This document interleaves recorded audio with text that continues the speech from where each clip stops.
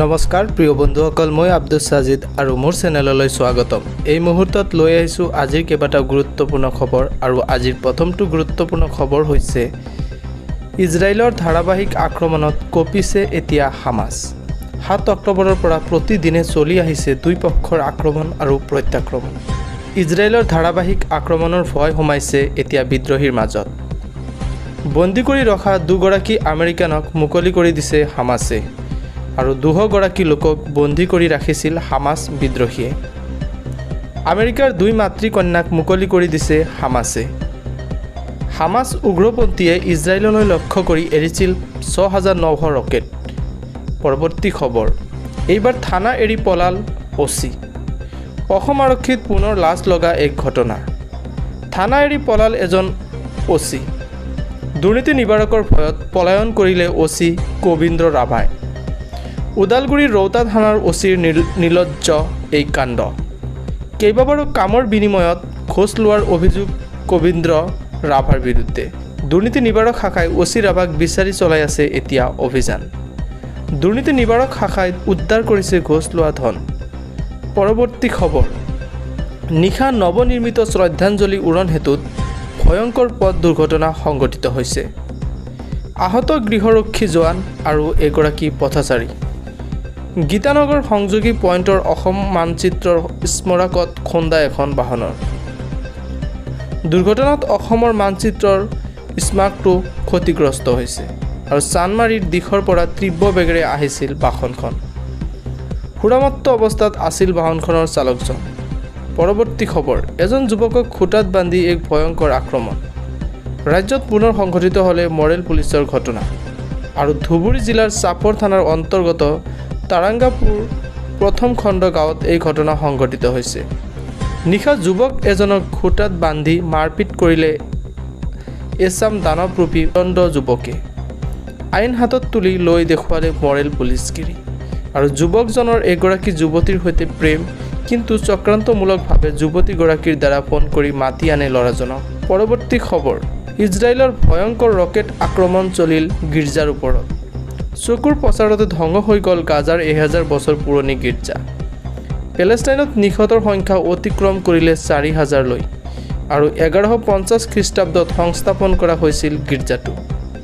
ইজৰাইলৰ আক্ৰমণ বন্ধ কৰাৰ বাবে ৰাষ্ট্ৰসংঘত প্ৰস্তাৱ দিয়া হৈছে আৰু হামাছে আক্ৰমণৰ পাছতেই ইজৰাইল চলাই আছে এতিয়া ধাৰাবাহিক ৰকেট আক্ৰমণ। পৰৱৰ্তী খবৰ, আনন্দ মিশ্ৰৰ লখিমপুৰত কিদৰে ড্ৰাগছ এৰিলে ড্ৰাগছ মাফিয়াই। ড্ৰাগছ আসক্ত খাইৰুল কিদৰে এৰিলে ড্ৰাগছ। 9 বছৰ ধৰি ড্ৰাগছ সেৱন কৰি আহিছিল খাইৰুলে আৰু লখিমপুৰৰ এনেকুৱা এখন সমাজত তেওঁ বাস কৰিছিল য'ত ঘৰে ঘৰে ড্ৰাগছ পোৱা যায়। ড্ৰাগছ অবিহনে মই খাব শুব পৰা নাছিলোঁ বুলি তেওঁ কৈছে।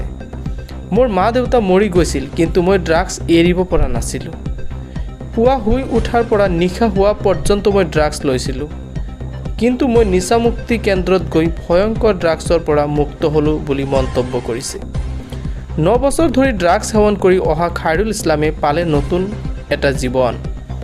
নিচামুক্তি কেন্দ্ৰৰ পৰা ওলাই আহি খাইৰুল ইছলামে বৰ্ণনা কৰিলে অন্ধকাৰ জগতৰ কাহিনীবোৰ। পৰৱৰ্তী খবৰ, মুছলমান ল'ৰাৰ কাৰণে ৰাস্তাৰে যাব নোৱাৰে ছোৱালী। মুছলমান যুৱকক গালি দিলে বদৰুদ্দিন আজমলে। আনৰ ছোৱালী দেখিলে তেজ গৰম হয় মুছলমান যুৱকৰ। এইবাৰ মুছলমান যুৱকক গালি দিলে বদৰুদ্দিন আজমলে। চুৰি, ডকাইতি, ধৰ্ষণ, লুটপাট, ঠগ প্ৰবঞ্চনাত 1 নম্বৰত আছে মুছলমান আৰু জেলত যোৱাটো প্ৰথম নম্বৰত আছে মুছলমান ল'ৰা।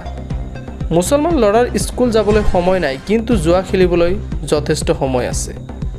মুছলমানৰ বিৰুদ্ধে বদৰুদ্দিন আজমলৰ এই বিস্ফোৰক মন্তব্য।